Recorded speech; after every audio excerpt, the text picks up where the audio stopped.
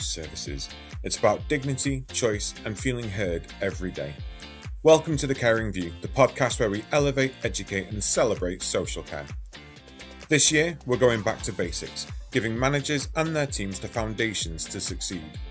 Listen, learn, lead. Because when leaders listen, learn, and lead, their teams thrive. And when teams thrive, people who use services feel supported, valued, and truly heard. Practical conversations, real tools, better lives. This is The Caring View.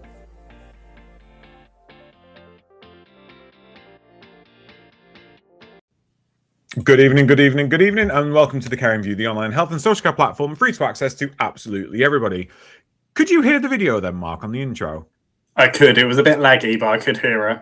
My computer's not playing games tonight. It's not playing ball. I couldn't hear the video, but you all heard it, which is fantastic. We are The Caring View, the online health and social care platform, free to access to absolutely everybody. We will always be free. We will never charge you a penny. We are live tonight across all of our social medias, and you can visit us at www.thecaringview.co.uk, powered by Jack AI, for all of our episodes, resources, and everything about everyone who's on our website. The only reason we are free and can be free is because we have some fantastic sponsors who keep the lights running here at The Caring View. So without further ado, quick roll call through those. We'll have a quick of a catch up and then we'll get into tonight's show. So we have got Prosperwell, the UK's leading digital marketing agency, www.prosperwell.co.uk. For all of your marketing needs, please do contact them. We have Care Business Associates Training. For all of your healthcare training requirements, CBAT can provide any course that you need. They've got chaps, they've got train the trainers, fabulous resources over at the CBAT. We have Attis Care by Attis Insurance Brokers, your comprehensive care coverage and proactive risk management. They're also a helpful voice at the other end of the phone. If you missed any of these websites, watch us on catch up, go to our website. You'll be able to click directly through to our sponsors from there. We have got Log My Care, the intuitive care management platform loved by complex care providers, www.logmycare.co.uk. And they've got a freemium version, which you can try before you buy. We have Health Automated Online and Enlearningment Online. We have got Florence, directly connecting healthcare professionals and organizations with shifts and training around the country. Great alternatives to agency costs. And they've also got a handy little training academy there as well. And we've got Every Step Care Consultancy for all of your turnaround management and consultancy needs. Our friend Nicola Holmes runs this. She is a favorite on this show and we must get her back. So please do go check out Every Step Care Consultancy. Good golly gosh, Mark, it has been a minute. How are you? Yes, it has indeed. It has indeed. I'm not too bad, thank you. You? Well, I'm ecstatic because I go on a cruise next week. So I'm like, yeah, I'm great. I'm good. The sun's out. It was freezing this morning, so I put a woolly polo neck on. So I'm now sweating cobs and I'm roasting. But yeah, it's been a minute. So we've not been on for a little while now. I say a couple of weeks. I feel like it's been like a month or something. For one reason or another. We're back this week, and then we're not going to be on for another 3 weeks, which, again, we apologize in advance. I am taking some time on a cruise. Mark and I have had to take a little bit of downtime. I won't speak for Mark, but I will speak for me. I was heading towards burnout, and if you can appreciate, Mark and I have been doing this for 5 years, and every single Tuesday for 5 years, amongst our day jobs, amongst other projects that we've got running. And all of a sudden, it just takes its toll. And I had to listen to my body, I had to listen to my head and go, I can't do some stuff at the minute, and I'm going to have to take a little bit of a break. We were just discussing before we came back online that when I get that minute to break, when I have that downtime where I know I don't need to do anything, my body was taking it and I was lapping it up, and I was like, oh my God, I just need this rest. And I think everyone out there should be listening to your bodies, listen to your mind, listen to what's in your soul, how you're feeling, and recognize it early on. I'm glad to say that I'm feeling quite chirpy and I'm feeling ready for this holiday. I'm not going into this holiday absolutely exhausted. But I think on reflection, we have discussed, because for everyone who is listening, if you know that we're live tonight, we'd gone fortnightly at the beginning of this year. So we were doing every other week. We have reflected, and we are going to try going back to weekly. For me, especially, and I'm again not speaking for you, Mark, the week off in between the podcast it got me into sort of false sense of relaxation, which is great. But by the time the next Tuesday came around, it was hard to sort of get my mind back into the mojo. And I like to have that rigid structure. I like to have that routine. And I was also getting feedback from some of the people that are close to me that listen to the show that they didn't know which week it was that we were going on. So bit of a higgledy-piggledy start to the year. But if you forgive us for having a bit of a 4-month hiatus, 5-month hiatus, been doing this for 5 years, we are promising to be back stronger than ever.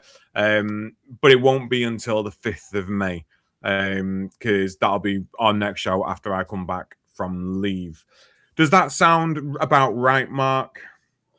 It does. I feel slightly guilty, and then I don't, because I think at the tail end of last year, we spoke about going fortnightly. I think we both spoke about that we've been doing it every week, and we just want to spend time with family, friends.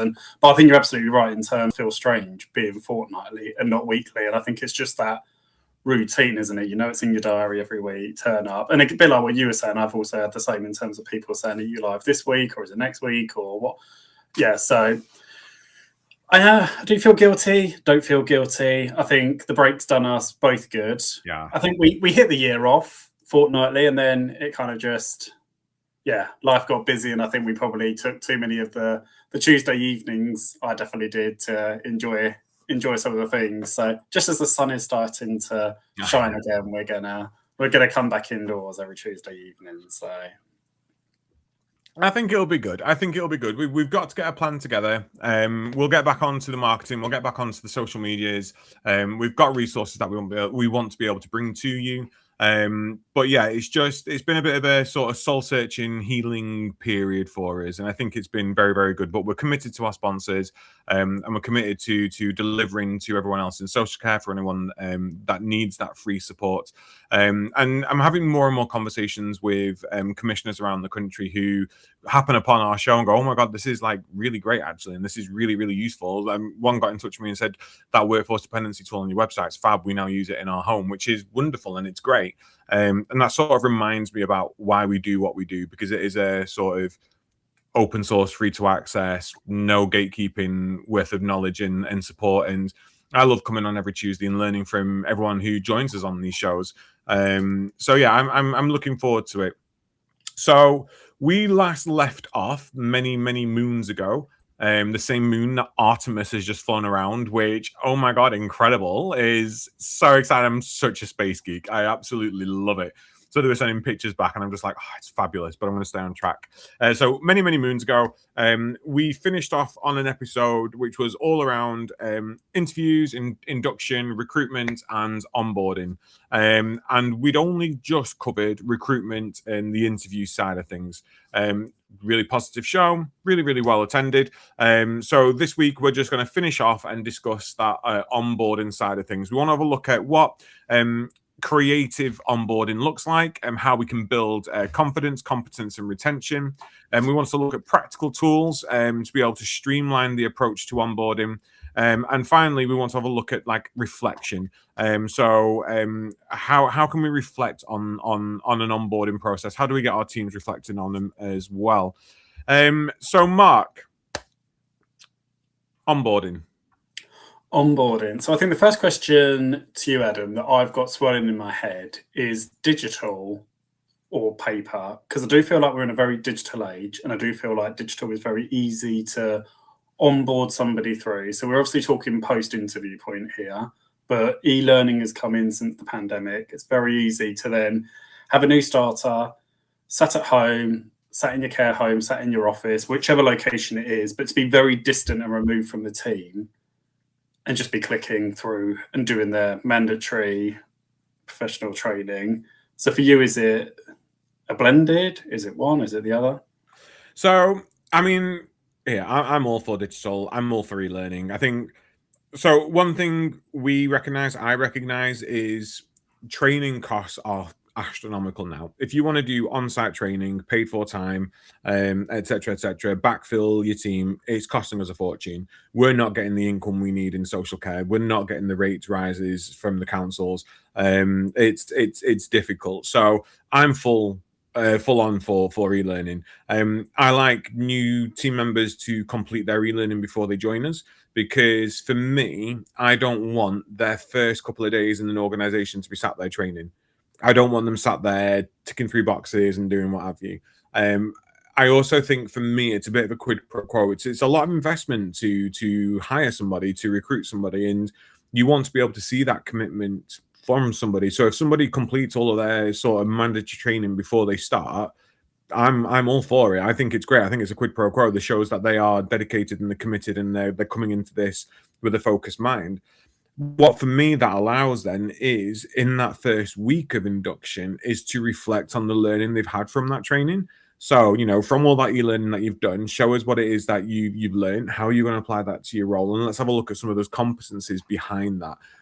That's when we can do the observations from the care certificate during that induction process. Again, we do that on an LMS. It's digital, which I think is great, and it's fab.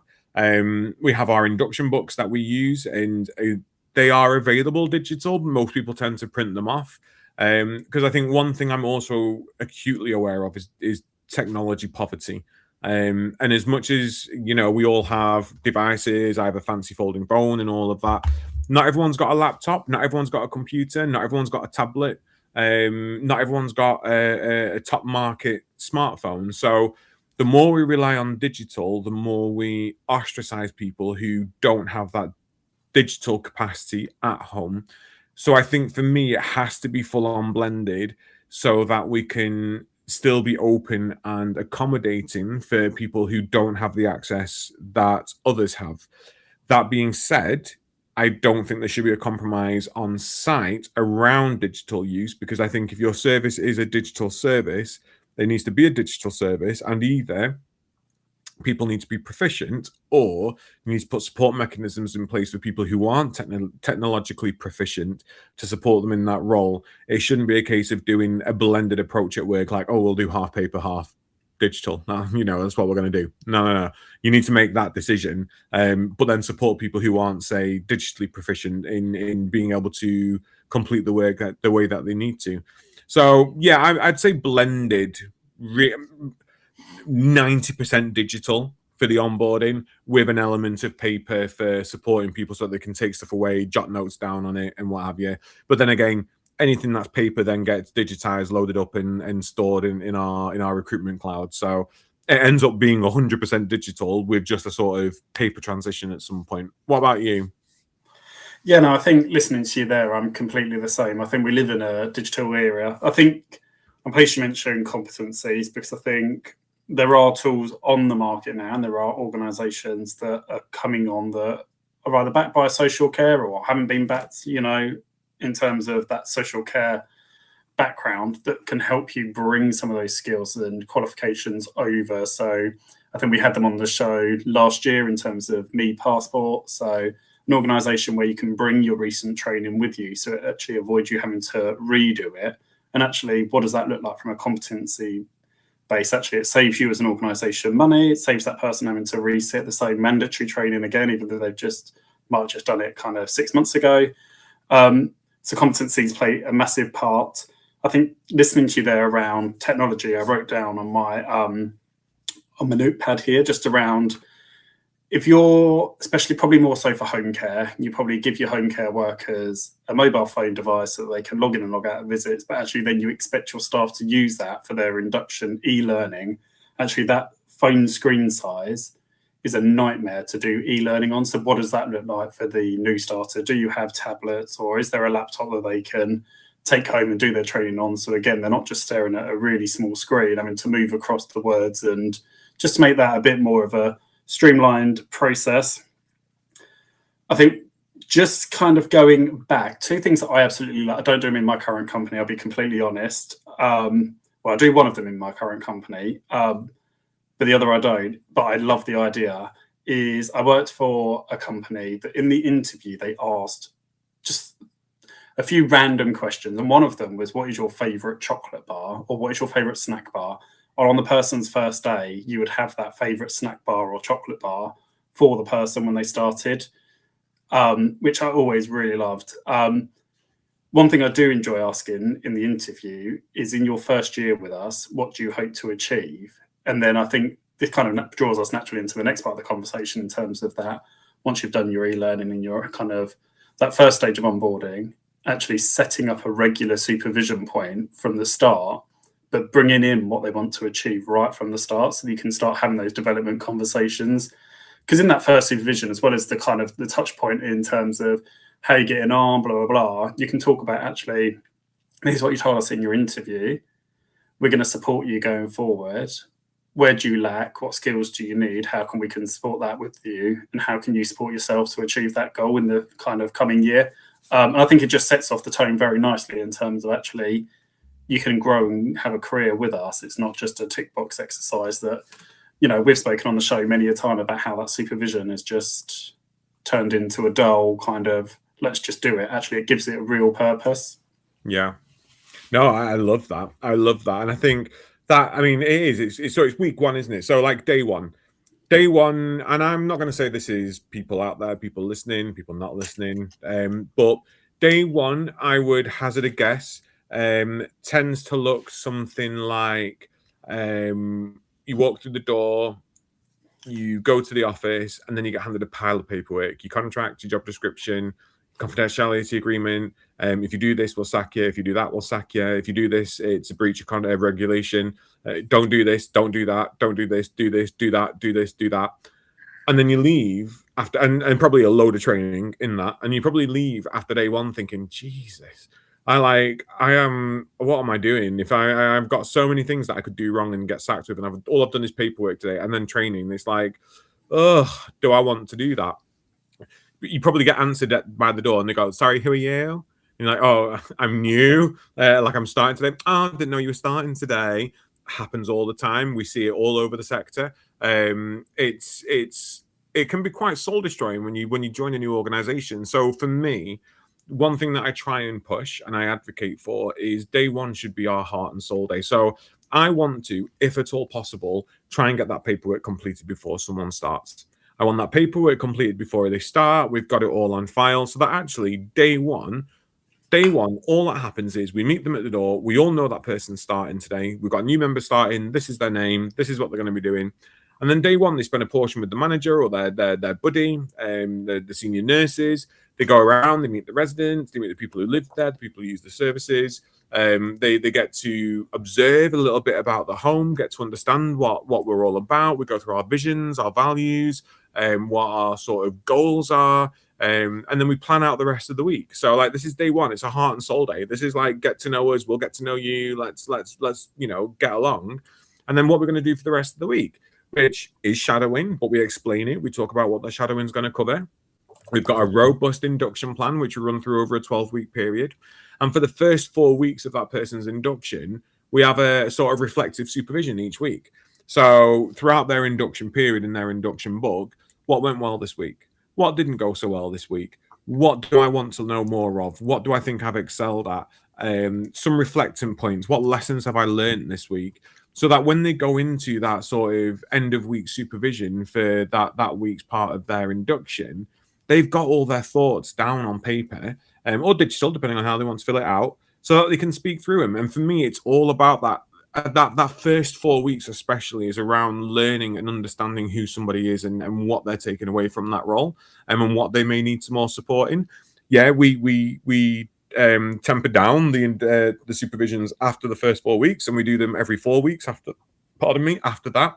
Because again, we don't want to feel like we're micromanaging their development and their learning. But for that first 4 weeks, we really want to be there to support them. And all of our induction books have on there the digital codes that they can get through to let us know how they're doing, provide us feedback, ask questions, access the training, access the policies. We want everything to be super accessible for people so that actually all they have to worry about is having a really good day at work. And being supported by their leaders, their managers, their induction buddies, whoever that might be. And then, ticking those competencies off along the way, getting that real value from the training that we've completed. I just don't like that day one stack of paperwork, sort of it's quite stressful for me. It's quite stressful for you as an employer to think, oh my god, I need to get all this paperwork done. Just sit them in a corner and do that. And by the end of the day, in fact, probably gets to midday and you forgot you'd given them this paperwork and they're still sat there waiting for you to go and see them. But that's how I like to do things. No, I love that. And I was just writing down, and I think just kind of starting from the top of my list, I think make sure that buddy knows, because especially in home care, I think quite often you'll have done that induction and they might be out working day one. Actually, the person doesn't even know that they're coming to shadow them until, the beginning of that shift or the day before. Actually give the buddy plenty of, time and share some information that isn't, protected in terms of, maybe where that person's come from, why they've joined the company, if they've got experience, if they haven't got experience, whether they've got experience of home care, residential, what that looks like, just so that actually the buddy is also a bit more well-equipped, but also there's some conversation starters. You spoke around having an agenda. I think if you can, send that agenda to the new starter in advance, because at least then they can prepare themselves. They don't come in kind of on edge around what to expect. They kind of know what their day is looking like. And you spoke there around not putting too much in to that one day. I completely agree. I think we all have the best intentions of this is what our day is going to look like. And then it goes out the window because you get a complaint that comes in or somebody raises a safeguard. Something is bound to happen. You can guarantee on the person's first day. So just make sure there's plenty of time for you and for them. And even if you only do it over half a day, actually for the person, it's not going to be as overwhelming.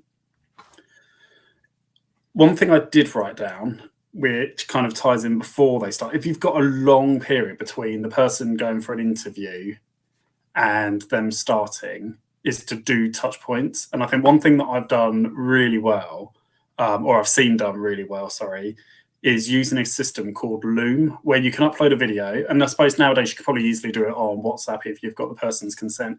But on Loom, you can just upload a video and you can just send it to the new starter. So you could either have it very generic or you could make it very personalized.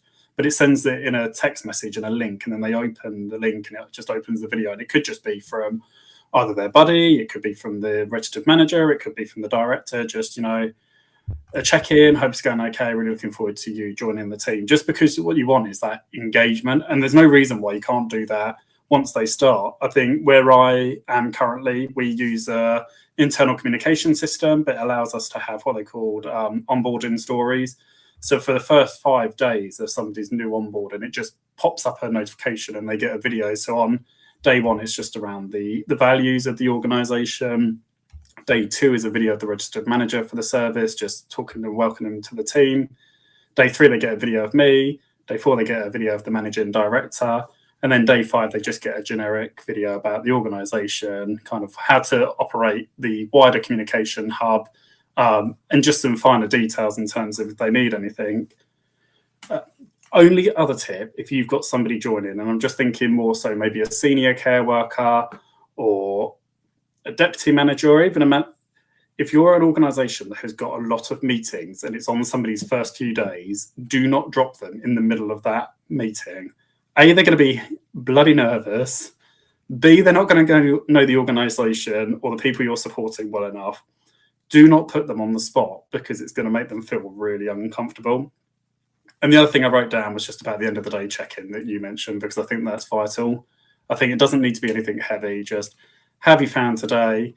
Is there anything that you had covered that you're still not sure of? Is there anything that you think that we've missed that you want to cover in the next couple of days? And then just set that scene for obviously day 2 and the rest of the week.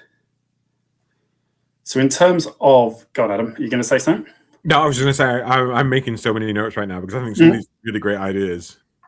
That's that. Which brings us on to kind of probably week 2, I would imagine, because I think even though we've spoken about day one kind of replicates itself over the first week in terms of what does that look like. It is going to be a lot of policies, a lot of training, meeting the team, meeting the people you support, kind of really embedding kind of the organization, the values that they've got, how your role plays a part in the wider organization, in the wider mission, kind of finding your feet as a new starter. So I think around week 2, probably to week 3, 4 is around that competence building in terms of what does that look like. And I think obviously we've all got our own shadowing programs. Some people that last a lot longer, some people that is, shorter for some organizations. It depends on whether people have got experience for some organizations. What does that competence kind of assessment period look like to you, Adam? So for me, it's starting with a self-assessment. So actually, as an individual, these are some of the areas that you're going to have to focus on at work. Where would you rate your knowledge on them at the minute? How confident are you in these areas? Be it safeguarding, be it providing personal care, be it whatever. How confident are you in these areas? Let us know, because then that helps us focus where we need to give you additional support. But then we can go, oh, well, you feel really confident in these areas. Let's just get a bit of a competency done quickly. And we can go, yeah, we agree with you. We think you're really, really great. So let's focus on those areas where you need support. So I think first and foremost, it's around that own learner knowledge, self-assessment, knowledge check, whatever you want to call them, self-competency. And there are many ways in which you can do that, because I think, to kill two birds with one stone, you also find out what sort of learner somebody is. So it sets you up for the rest of the training throughout their tenure with you. Get it done before they start their e-learning, before you're onboarding them. It's one of those for me where you really do need to understand what their current knowledge is, review the online learning that they've done. So most LMSs nowadays will tell you how many times someone's failed a course. So they might sit there and go, I've done all my training and I've passed. But when you look into it, they failed, I don't know, infection control 6 times before they actually passed. Take a look at that data. Data is your friend. Data is cool. Data is fun. Take a look at that data, and that'll let you know that actually, have they passed past this? Or is it the fact that they've sort of just got used to what the questions were going to be and have figured out the answers by method of deduction? It's really important that you have a look at all aspects of the learning and the knowledge that they've had so far, so that when you go into that week 2, you've got a bit more of a broader understanding. Does that make sense? Have I answered your question, or did I just answer my own question in my own head that I asked myself? No, you definitely do. I just wrote down a couple of bits. I think that self-assessment is vital, because I think it removes so much of that duplication. I think what you need to be careful of, though, is if you've got somebody that says they're really competent, they've worked in care for 25, 30, 40 years, that actually what they're saying still meets your own standards. And I think we've kind of, I don't know whether it's just because of the amount of years, but I do feel like it's definitely reduced in terms of people being like, oh, I've worked in the sector for 20 years and I know that doesn't seem to happen. I might be wrong, but I definitely don't hear it as much. And I definitely don't hear comments like that as much. But yeah, definitely make sure that people are meeting your standards and what you expect from an employee. Skills for Care did used to have a really good self-assessment when the care certificate first came out, if you need something as a tool to map against. I don't think they have it anymore, but you'll probably be able to find it on the archive in Google. I think the only other tip for learning, and you probably need to do this before they actually start, but is around their learning style. And I think the only thing for me is I do not find e-learning engaging. There are certain e-learning courses. I'm not going to completely rule it out, because there are some that I have found really good, but there are some of them that I just find monotonous. It's the voice, it's just the pace. The ones where if you read quicker, you then can't do anything. There's certain ones that just make me want to switch off and not do them. I think nowadays you've got so many amazing tools out there. If you've got somebody that learns, like I would love infographics. Like if I joined a company and they said, how would you like your onboard? I would love a bloody infographic for everything, because I just absorb those images. But if you've got something like Google LLM, which is an AI platform, you can put all of your resources into it and it will chuck it back out. So it's not like generative AI. So it's not like ChatGPT or Copilot, where it will give you kind of outside information. It will only use the documents that you put into it. So if you're putting in your, I don't know, say you're doing, moving and handling. If you put in all your moving and handling resources into it, it will then generate content based on what you've put in. So it will give you some infographics. It will give you some short form audio. It will give you some short form videos, which actually for an employee, you can really you can do the whole e-learning and you can do the whole face-to-face training, but you can also supplement it with some other resources, which I think is kind of the way that we will be moving. And I don't think there's many organizations doing it at the moment, but definitely a really good platform for kind of those additional bits and pieces. But again, you might be able to use Google LLM. It's a mouthful, isn't it? Google really should have named it something else. But Google LLM for other things, it might be, that you've got an employee that really is keen on end-of-life care, for example. Your new starter might be really keen on end-of-life care. Actually, you can use that to kind of upskill and give them some information. I think the only thing for me around that competence building element is around feedback loops and an observation element. So I think we need to make sure that obviously the new starter is being observed, but the person that is observing is aware of obviously A, their experience, but B, what they're checking for, but being very honest at that point in time. If something isn't going to plan, or if there's something that they're falling short on, you need to be pulling them up. And I think when I kind of reflect back across my career, A, I could have probably have done it better, but B, I've also seen people that equally could have pulled somebody up sooner. What you want to do is nip any poor practice in the bud. And it might be just learned behavior that they've had from another service. It might be something that they didn't realize if they're new to care, but just having a quiet word with them and just saying, this is how we do it here, and this is why we do it, and just explain the pros and cons of it so that they're aware.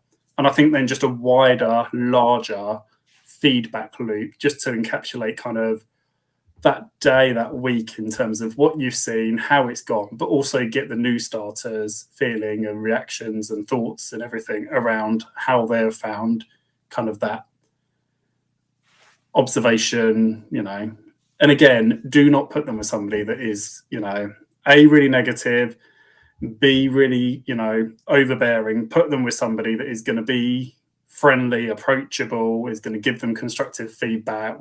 The last thing you want is for any new starter, and I think we all know this, to leave on the end of day 1, day 5, day 6, whatever day, feeling that they're being kind of micromanaged or belittled and then not returned. So remember, like you said, Adam, you've spent so much money on a new starter, and it's probably worth doing the calculation in terms of what each of your new starters cost, and you'll be really surprised. And I think, I did the exercise probably a couple of years ago, and at the time it was over £1,000 per new starter, where you took into account the adverts, the onboarding, manager's time, e-learning. The cost soon racks up. So the last thing you want is to go through all of that cost and then lose them on kind of week 3. Yeah. Were you Googling Google LLM? I note in my Outlook diary for tomorrow to do some research into that. That sounds amazing. It's a really easy tool as well. Is it the notebook LM? Yeah, that's it. Yeah, I'll find the link and I'll put it in. Yeah, if you would do. I think that's going to be really interesting. No, I'm sat and I'm listening to you and I'm listening to about what I've said and I'm listening to I'm reading the notes that I've made. But then I've also got this voice in the back of my head going, but we hire so many people. We are recruiting in social care all the time. This all sounds great if you're a sort of Fortune 500 or a sort of Silicon Valley, 2 or 3 applicants a year, getting them in, or, you're working in an office and you're not run off your feet and it's Monday to Friday. There definitely is some barriers to succeeding with this in social care because we have situations that are different to a lot of other sectors. So it's around investing to make sure that your onboarding isn't an afterthought and actually is robust. Everyone understands what it is and everyone's committed to it. Because if only you at the top are aware of it, or only you at the top are adhering to it, and that's not going down the ranks, you're probably sat there in your office going, this is great. Great recruitment plan, great induction process, blah, blah, blah, blah, blah. And then you find out no one's actually doing it and you wonder why you've got a sort of really low retention rates and high turnover. And you go, well, it's not embedded. Need to get this embedded. And then I got thinking about, we were talking about how we do things and how you do things. 30, 60, 90. You for it? 30, 60, 90. Is that where you do 30 minutes of whatever, an hour of... No, so it's breaking down the first 3 months of someone's recruitment. So 30 days is learning. 60 days is something like contributing or something like that.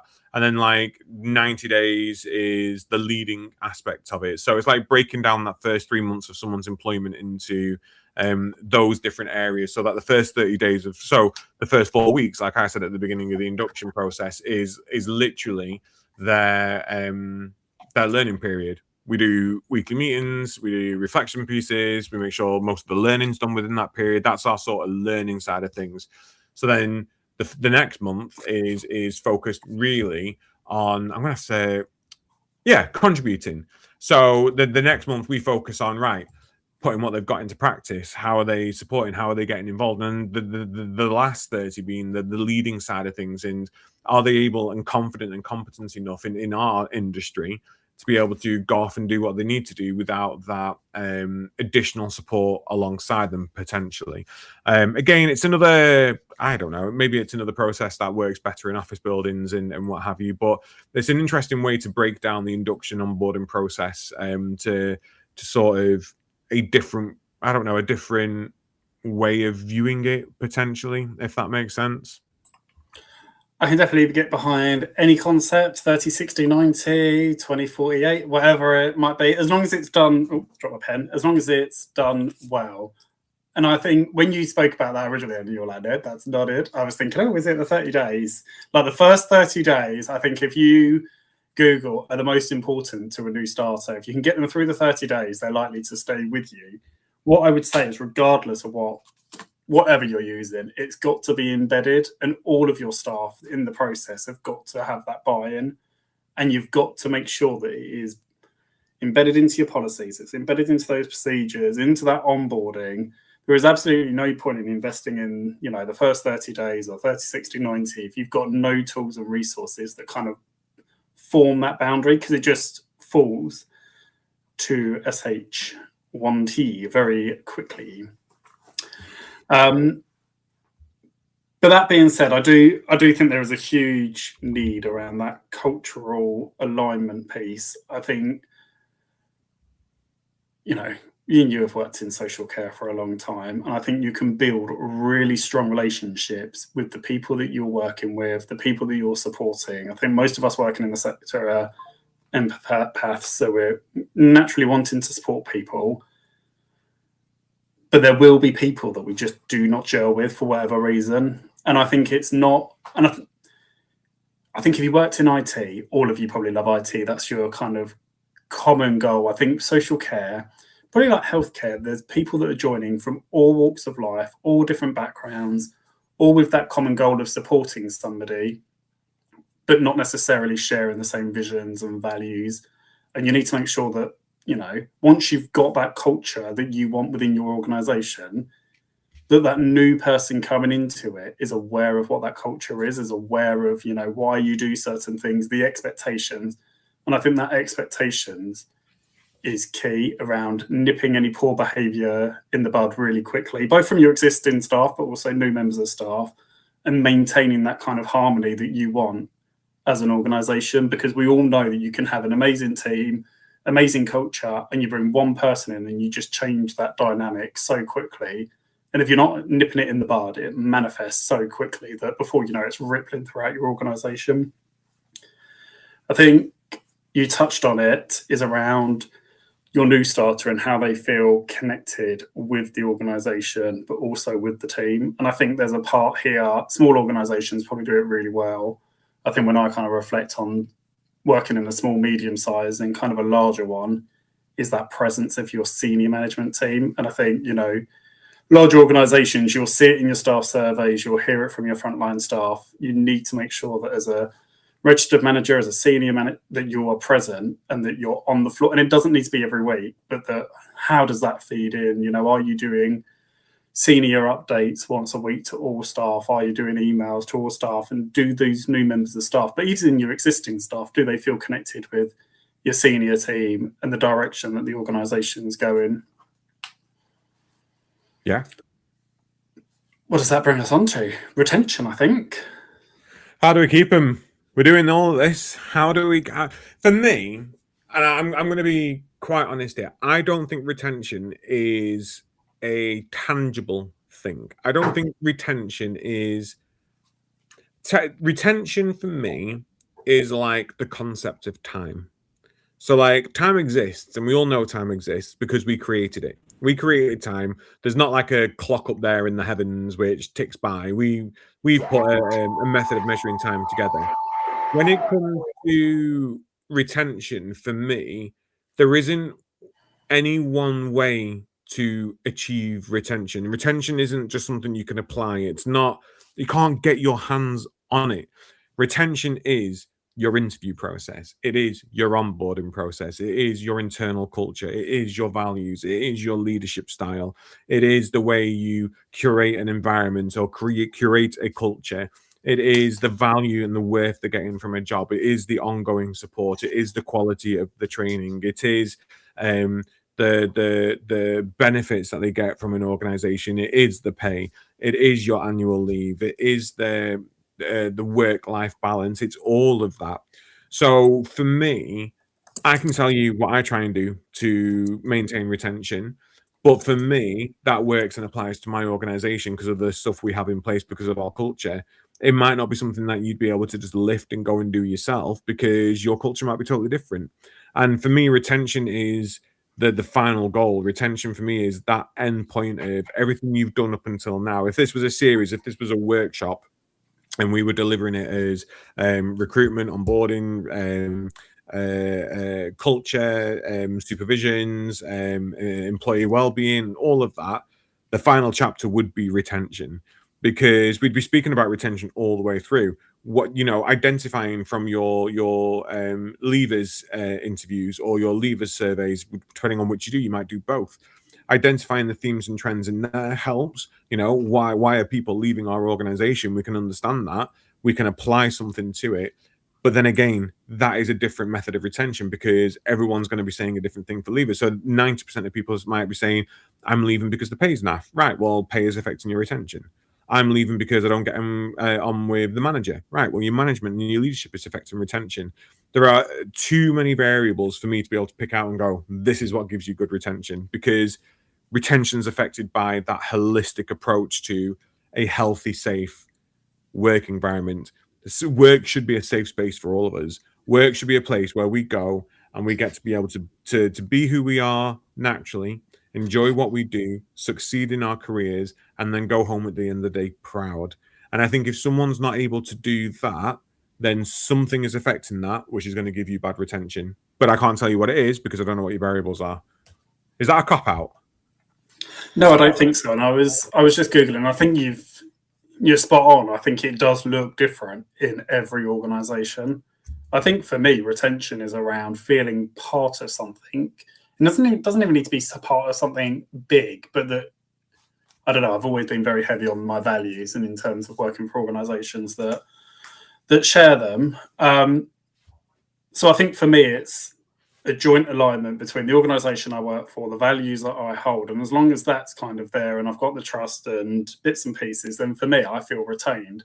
But I think each of your employees will have something different. And for some employees, it will be a pay recognition. You might have legacy managers that are on, good pensions, higher pay. And for them, that might be the retention for them.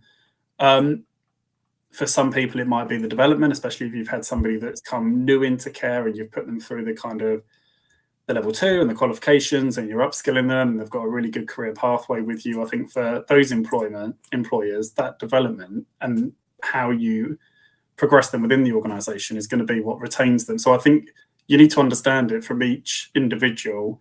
And I think that's what makes it hard, which is why I think retention is quite often a bit of a tricky one to kind of put your finger on the pulse. Interestingly, I was reading, my dog is barking at the delivery person. I'm Himalayan, so I'll have to apologise for that. I was reading an article the other day, which I found really, and I was trying to find it, was around the family culture that a lot of organisations, and I know social care loves that family culture, and I've definitely been part of, we've got a family culture here, what makes it great. But actually some research that had gone into organisations where it had blurred the lines between a family culture and a workplace in terms of the report was basically saying it opens it up to like a closed culture because you find it harder to raise concerns against, your manager and your peers because you see them more as family and not as in colleagues. Work-life balance became blurred because you came from a place where everybody chips in and you do everything to support one another, but you don't put firm boundaries in place. The professional boundary blurs. It makes you less likely to want to leave for career progression or for whatever reason because you feel torn between doing what you want to do and leaving your family behind. But also the wider impact, if you've got somebody that you class as a really good family work colleague and they leave, are you likely to go with them? So actually you can see some organisations, and we do see it, you see a manager leave and then you get 2 or 3, 4 staff that follow them to the next organisation. And when I was reading that, it really kind of hit home about kind of what does that impact look like to an organisation, why there are benefits to having that from a recruitment point of view, but then from a retention point of view, you probably want something slightly different. Virgin did an article, which you can Google if you type in kind of Virgin recognition reignited, which talks about 4 R's, which was around rewards. So what do your employees want as a reward? And I think, I touched on it in terms of you need to find out what each employee wants. And it's going to be hard because for some of them you can give them that, and for some you're never going to be able to give them what they want. We all want more pay, we all want a better pension, we all want different perks, and how you manage that in terms of honesty and transparency. And there, one of the R's is around respect. I think we all want to be respected in whatever role we're in. Around recognition, it's got to be transparent, it's got to be fair across the board. Everybody needs that equal opportunity. The third R is around retaining and finding why people are staying with you. I think one area that we've just started in our organisation to look at doing is around stay interviews. So why did somebody join the organisation? Why are they still with that organisation? And the reason that they joined, are we still doing that? And then the fourth R in the article is just around return.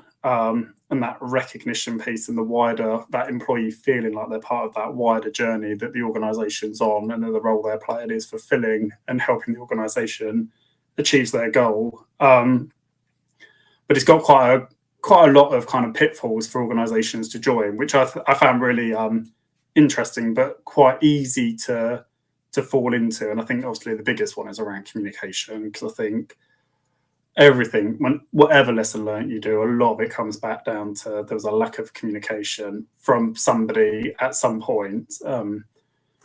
If you can nail that communication piece, you've hit the golden nugget. But yeah, I don't know anybody that has completely cracked what that looks like, and there's 2 people involved. Yeah.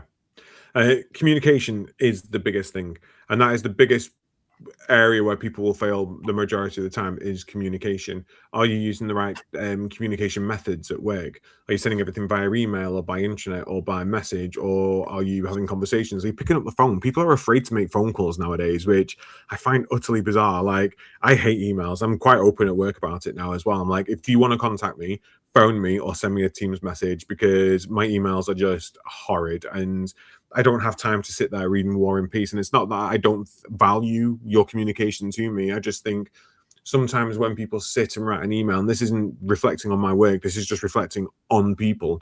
When people sit and write an email, I think they have that image of Carrie Bradshaw in their head where it's like, and then you end up with like an essay. And I'm like, we don't have time in this world nowadays. We don't have that sort of time. And if we want people to be responded to effectively, this is the whole world. Everyone listen, the whole world, stop sending emails. Like, just stop sending emails unless you absolutely essentially need to add an attachment or do a huge group email where you're sending attachments to people and the email is the only way that you can safely and securely do it. Stop sending emails. Pick up the phone, talk to people. We are still here. We are still listening and talking, and that for me brings me much more value. And if someone phones me and goes, "Hi Adam, need to get this done, can you give me a hand?" I'll be like, yeah, sure. Then if you want to send an email saying, "Hi Adam, just following up from our phone call, we're going to do this," fine, cover your backs. I think that's great. I think you should have a paper trail. But first point of call for me, pick up the phone, ask me a question. This is people who cold sell You get them all the time. Oh, Adam, have you seen the latest changes? And we're offered this training. And blah blah blah blah blah. Delete. Like, I don't care. Like, if I don't recognize your name and it's a cold calling email, you are getting deleted. Is what it is. Unless it comes from contracts or commissioners, you are deleted. Pick up the phone if it's that darn important that you want to sell me something and you think it's revolutionary. Phone me. And if I have that mentality, I want to do that with my team as well. So I will first and foremost pick my phone up and give them a call. Sometimes I'll send the report through and I'll phone them before I send the report. Just let you know, sending the report. Did great this week. Can't wait to send it. It's important for me because you end up with an organization where people don't know who you are. And everything's lost behind a screen and everything is lost in translation. There's no emotion behind words. Language loses meaning. This voice that we are amazed to have as creatures that no other animal in the kingdom of the world has, we've stopped using. And I find it bizarre. Let's just talk more. And then if we talk more, we actually see that we're all actually quite decent and we can get along. Send me an email and it's got an off tone. I'm going to think, is that an off tone or am I misreading this? I'm going to pick up the phone and find out, because I'm not replying just in case I've caught the wrong end of the stick here. Just phone. And that for me, that's all I want. Communication wise, it's not going to solve it, but just pick up the phone. I think it's a bit like if you have like a face-to-face kind of informal check, like the conversation naturally diverts to work, away from work, to work, but you just find out so much more about somebody, about their day, about what's kind of going on in life. Yeah. It's interesting because I think we should bring, sorry to interrupt. No, mine's not important. I was just going to say, I think we should bring back corded phones, because then you can't move around while you're on it as well. I think that's changed life, because even when you do phone somebody, you're not focusing because you're driving, or you're in the shops, or you're doing something else and you're moving around whilst you're on the phone. Yeah, it's great to have a walk-in meeting. Wonderful. Get your steps in and fresh air and everything like that. But then a bike cuts you up and you go, oh, bastard, oh, what was that? Oh, no, nothing. Someone just ran in front of me. Oh, they're annoying, them cyclists, aren't they? And the next thing, you're on a different conversation because you've been waylaid. You're not focusing. What has prevented us in this world giving our undivided attention to somebody? It is so rare nowadays that you can give someone their undivided attention. I don't like laptops in meetings unless you absolutely need them, because it's too easy to get distracted by emails that pop up. I mean, I take mine and then I make notes and everything like that, but I turn my emails off while I'm in there. I don't like it. Phone's on silent in meetings because it's so easy to get a text going, this is really important, I need to go and take this. More important than the meeting we've had scheduled for a week? Really? Is it like life-threatening? Is something happening? Why stop? I feel like I need to be on that Grumpy Old Men program, or like Room 101, where you pull that thing and you drop something into Room 101. Why can't we just give people the time of day? The thing is, it comes back down to kind of meeting etiquette, but what we've spoken about in the past, and I think there are a lot of companies that don't do it, but something I proactively do and encourage my team to do is to review what meetings you're in, because there are meetings that you'll be in where it's a waste of your time, that's going to be the same conversation that you've already covered 101 different times, and that's where you're very easily on your emails, you're distracted, you're not listening because you already know the conversation that's going to happen. And actually those kind of meetings, do you need that meeting? Would your time be spent better blocking out that half hour, that 45 minutes, whatever it is, and doing time on emails? Yeah, 100%. 100%. And in fact, I do try to now, hi Dougie, I do try to now spend an hour in the morning going through my emails, and then I don't look at them the rest of the day. I know that's awful. Like, I know that's really bad, but my days get so busy sometimes that I will just say to people, I've read my emails for the day. If it's urgent, phone me. Like, I've caught up from yesterday and I've gone through them. I've contacted the people that I need to, stakeholder wise and everything. And in fact, all my team go into their own little boxes, so I can just go straight to them. Downside of Outlook is you don't get a notification that someone's emailed you, so you physically have to go in and check them. So like, if a stakeholder emails me, ping, that comes up straight away. I'm drawn to it. I know that that's something I potentially need to have a look at. But I think for the rest of it, more natural communication, more natural speaking, and actually, like you say, Mark, giving yourself that. I'll always remember that story. I still don't believe. I still don't know whether you were 100% serious and when you were doing this, and it was not with your current company. I'm going to put that out there. But I remember you once told me that when you go on annual leave, you come back, you delete your emails.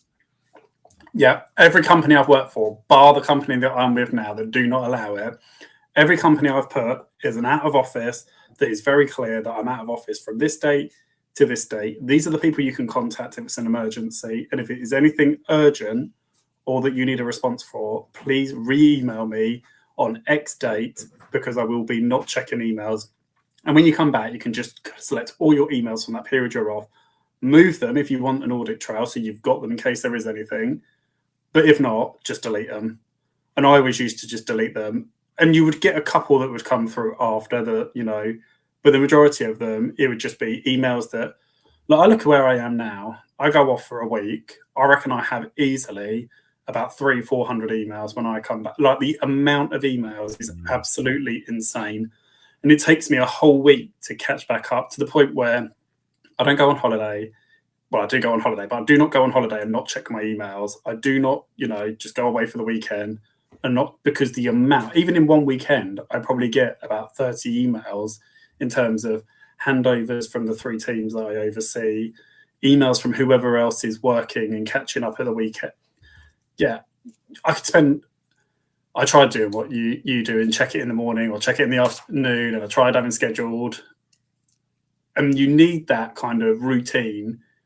I just found that I'm bombarded, but you can go down a rabbit hole of one email leads to another, leads to another and another and another. And before you know it, you spent kind of an hour just hitting reply to people that are then responding as quick as you're replying and getting rid of them. And you've done nothing else but emails. Yeah, horrible. I think we should ban them. I think we should ban them. I did work for a company where you were not allowed to send emails. You had to pick up the phone, and they did it from the complete opposite side. So there was no email trail. So there was no risk of liability because you'd never put anything in an email, but you had to pick up the phone to somebody, which you did build really intense relationships with people. And there were people that you thought, I really do not want to ring this person. Like, you didn't want to deal with them, or it's bad news, or you knew it was going to get bad news. But there were some that you really wanted to pick up. Like what you were saying earlier, actually, those celebrations and those wins were so much more personalized when you picked up the phone and had a conversation. But you did build really deep relationships with the people that you were working with. I agree. We're at time. And I'm just going to go back to that question you asked me about retention, because I still stand by my answer. But the one thing that I will say that everyone needs to consider, and we've touched on this numerous times on the show, we're going back to weekly. Maybe we can, because we are back to basics this year. I've lost Mark. I think his internet has gone. Is around career progression. So making sure that you've got that clear career progression set up for new team members coming into your organization, but also existing team members. There's nothing worse than signing up to a, I don't know, like a credit card or to a company that you buy stuff from and it's first customer, new customers only. And then there's nothing there for the people that already exist. So for your team members that currently are with you and any new team members, just making sure that you've got that career progression in place. Okay. I was just talking about career progression. I thought you'd buggered off and left me. Yeah, I thought it was 8:30. Strict work-life balance, mate. No. Yeah. It's like in the movies, when the school bell goes in American schools and stuff like that in the movies, and they just like get up and leave like mid-sentence. I'm like, really? That happens? It's like it's 8:30, right? Bye. Bump. No outro, nothing. Mark, we are going to come back next. No, we're not. We're coming back the 5th of May. The 5th of May. Let's get some promos done, Mark. Let's get some promos. Let's get some socials out there. We can't tell you what the 5th of May is going to be yet. It is the day after Star Wars Day, though. So, just putting that out there. Enjoy your Star Wars Day the day before. 5th of May, we will be back. And then we're going to do weekly after then. Annoyingly, there is a week in May that we won't be doing, but as a rule, we will be doing it weekly with our own sort of downtime. 5.6 weeks holiday, don't you know? We're all allowed to get, and that's what we get at the Caring View. I'm joking. But until then, www.thecaringview.co.uk. Find all of our resources on there. Catch us up on YouTube. Catch us up, listen to us on. Try and watch this back to back with another one of our shows. We apologize, it's a little bit higgledy-piggledy tonight because it was supposed to be one episode. We just ran out of time, as usual, on the first episode. And it's great being back. Mark, any closing words from yourself before I hit that end stream button?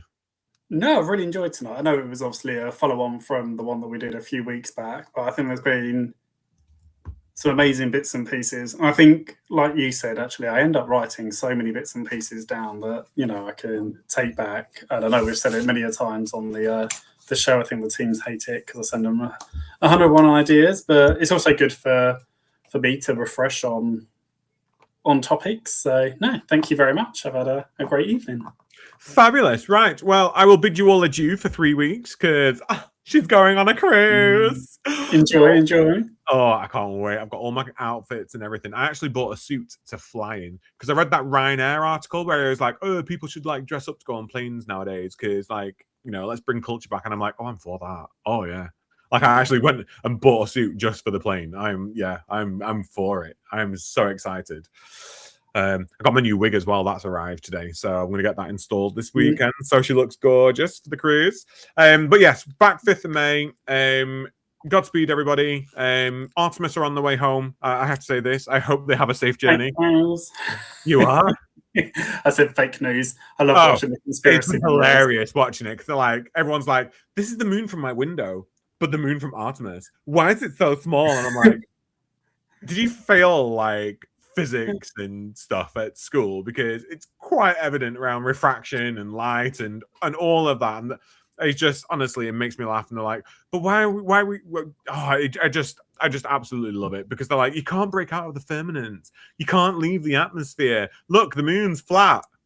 Are we looking at the same picture, girl? Because like it's clearly round right now. But you do you. I'm totally fine with it. I'm not here to sort of shame anybody. Believe what you want. I think that's the wonder of freedom of speech and freedom of stupidity. I think it's great.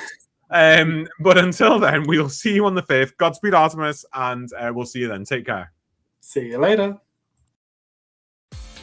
Thank you for watching The Caring View. You can catch up on any episodes you've missed over on our YouTube channel or our website, www.thecaringview.co.uk.